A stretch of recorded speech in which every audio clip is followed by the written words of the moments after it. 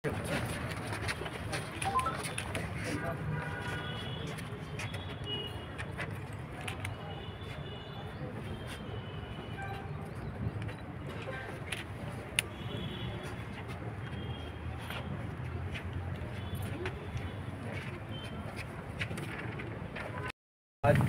कल रात्री 2 वाजताच्या समोर झालेली दुर्दैव घटना आहे त्याबद्दल आज सकाळी जसे मला कल्पना मिळाली आणि फार म्हणजे चिंताजनक गोष्टी आहे आणि ज्या पद्धतीमध्ये या घटना घडली फारच चिंताजनक आहे। मी याच्यामध्ये सकाळी जाऊन हॉस्पिटलला जाऊन भेटलो। मी ॲडिशनल कलेक्टर RTC सगळेजण होते त्यांच्याशी पण मी बोललो। ते माजी सैनिक आहे आणि त्यांनी प्रचंड हिंमत दाखवली, म्हणजे एक असतो की हिंमत दाखवली, त्यांनी ज्या पद्धतीमध्ये हिंमत दाखवली।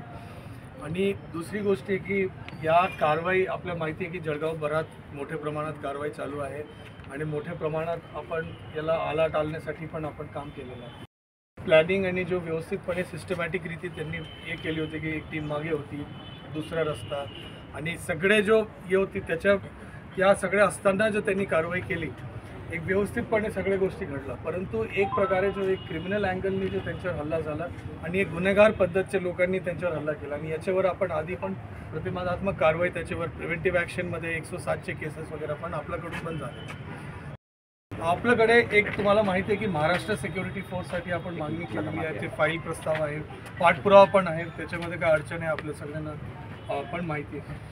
परंतु याच्यामध्ये पोलीसची पण आज सकाळी मी ॲडिशनल कलेक्टर वगैरे आपण SP साहेबांना पण जाऊन भेटलो। याबद्दल चर्चा झाली की पुढे काय करायचं आहे, कसं आपले प्रोटेक्शन करायचं आहे आणि तुमची जो मागणी आहे त्याच्यामध्ये गुन्हा दाखल ऑलरेडी झालेली आहे। त्याच्यामध्ये 307चा जो गुन्हा आहे आता जो भी त्याच्यामध्ये ऑर्गनाइज्ड क्राईमचा जो मकोका वगैरेचे सेक्शन आहे ते पण करण्याची विनंती पोलीस SP साहेबांना केलेली आहे आणि ते म्हटले की विधी विभागाकडून जरासा मार्गदर्शन घेऊन जेवढा म्हणजे कडक FIR त्याच्यामध्ये करता येतो कंप्लेंटप्रमाणे ते करण्याचा प्रयत्न करत आहे। काय फोटोग्राफ्स वगैरे पण आपल्याकडे उपलब्ध आहे, काय व्हिडिओग्राफ उपलब्ध आहे, ते सगळे पोलिसला देण्यात आलेले आहे। सगळ्या आरोपीला लवकरात लवकर अटक करण्यासाठी पोलीस विभाग पण प्रयत्न करत आहे। हिंमत सगळ्या लोकांना दाखवायची आहे, आपण हिंमत सोडणार नाही। या गुन्हेगार पद्धतीचे जो लोक आहे बिकॉज हे समाजाला त्रास देण्यासाठी हे म्हणजे आज हे वाळूचा विषय भविष्यामध्ये इतर प्रकारच्या प्रमाणामध्ये हे म्हणजे अडचणी निर्माण करू शकतात, शांतता भंगमध्ये पण ते पुढे येऊ शकतात। हे सगळ्या गोष्टी आपली चर्चा झाली। मी सगळ्या लोकांना मी आपल्यासोबत आहे या विषयाबद्दल आणि आता सर्जरी होणार, सर्जरी सगळं व्यवस्थित पार पडावं। त्यांच्या वडिलांशी पण माझं बोलणं झालं, ते पण आले होते। कुठल्याही गोष्टीची आपण चिंता करू नका, आपण सगळेजण सोबत आहे आणि याच्यामध्ये जो तुमची निवेदन आहे मी याच्यावर योग्य कारवाई माझ्या स्तरावर जो होतो मी आजपर्यंत केलेला यापुढे पण करणार आहे। आणि माझी आपल्या सर्वांना यही विनंती आहे की या गोष्टीला आपण म्हणजे गांभीर्य म्हणजे देशाची धरोहर आहे आणि याच्याबद्दल आपण सगळे भविष्यामध्ये पण करत आहोत। ठीक आहे, मी आपल्यासोबत आहे। हे जो घटना घडली अत्यंत दुर्दैव आहे आणि याचं भविष्यात असं होऊ नये, या 8वी घटना असेल म्हणजे आपल्याकडे घडलेली 8वी घटना मी देतो ना बाबा वेगळं स्टेटमेंट, 8वी घटना आहे आणि माझी सगळ्यांना यही विनंती राहील की आपण सगळे लोकांना ठीक आहे। आणि म्हणजे फारच म्हणजे आश्चर्यजनक आहे की यासारखी घटना फारच आश्चर्य। वाळूमाफियांनी एका तलाठ्यावर प्राणघातक हल्ला केलेला आहे। या संदर्भामध्ये ग्रामपंचायत सांसदकडून एक शिष्टमंडळ कल मला आणि ॲडिशनल कलेक्टर साहेबकडे भेटायला आली होती। त्याच्या अनुषंगाने व्यवस्थितपणे आपल्याकडे तुम्हाला माहिती आहे की जळगाव जिल्ह्यामध्ये विशेषतः जो आपले पूर्णा आणि गिरणा या 2 नदीमध्ये जो मोठ्या प्रमाणात वाळू उपलब्ध आहे त्याच्या 59 ठिकाणी आपल्याकडे वॉच पथक वगैरे असतो।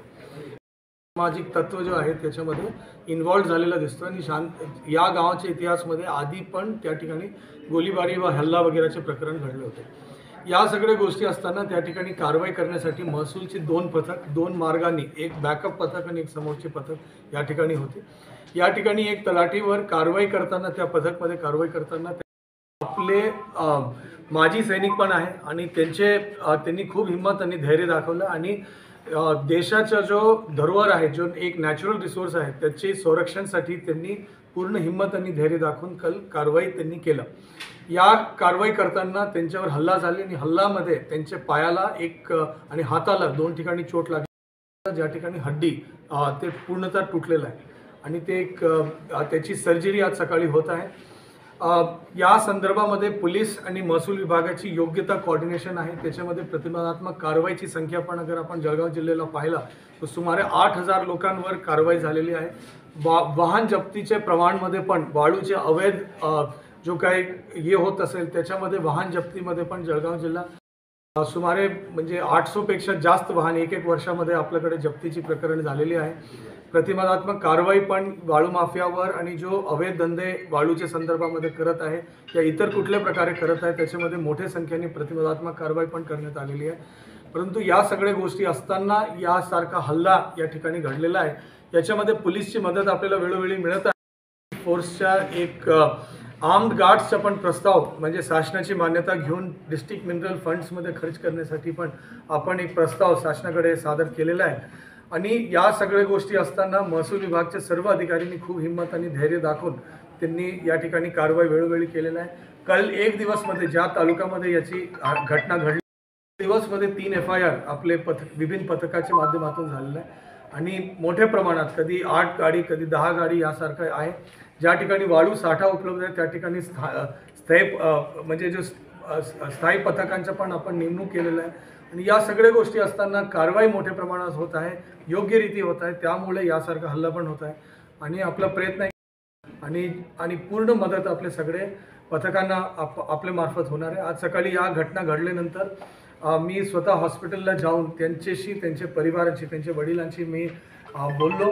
त्या ठिकाणी जळगावमध्ये सर्वात चांगलं ऑर्थोपेडिक हॉस्पिटलमध्ये त्यांची औषध उपचार चालू आहे. माजी सैनिक असल्यामुळे त्याला माजी सैनिकांच्या जो योजना आहे त्याच्यामध्ये निःशुल्क सेवा या ठिकाणी उपलब्ध होणार आहे.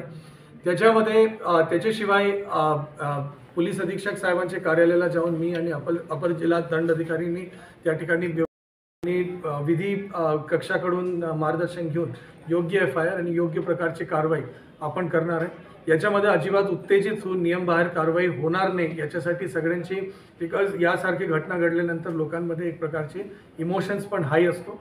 याच्यामध्ये कुठल्याही प्रकारची पण दक्षता आपण घेत आहे आणि योग्य रीती नियमानुसार पुढील कारवाई पण आपल्याला माहिती आहे की आधीपासून चालू आणि भविष्यामध्ये पण चालू आहे. सर काही कारवाईंमध्ये कुठल्याही प्रकारचे अवैध धंद्याला आपल्याला म्हणजे सहकार्य करायचे नाही. आपण आधीचे DPDC मीटिंगमध्ये पण पाहिलं असेल म्हणजे वाळूचे संदर्भामध्ये अवैध दारूच्या संदर्भामध्ये अवैध मटका गुटखाच्या संदर्भामध्ये म्हणजे सूचना आपल्याला म्हणजे पब्लिकली पण त्यांनी दिलेलं आहे.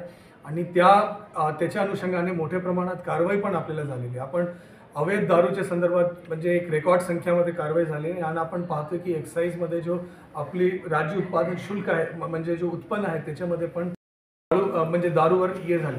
आणि तसंच आपलं जो 0853 हेड आहे महसुली उत्पन्नाच्या त्याच्यामध्ये पण आपण बघतो की 156% वाढ या ठिकाणी झाली. त्याचं कारण आहे की योग्य रीती जो आपला जो म्हणजे वैध वाळू जो उपलब्धता आहे ते मोठ्या संख्येने वाढलेली आहे आणि मोठ्या प्रमाणात आणि कुठल्याही प्रकारचा दबाव नाही. त्याचं एक उदाहरण आहे की जप्तीच्या संख्या अगर आपण पाहिला पूर्ण विभाग असेल या राज्य असेल त्याच्यामध्ये जळगाव जिल्हा अग्रेसर आहे.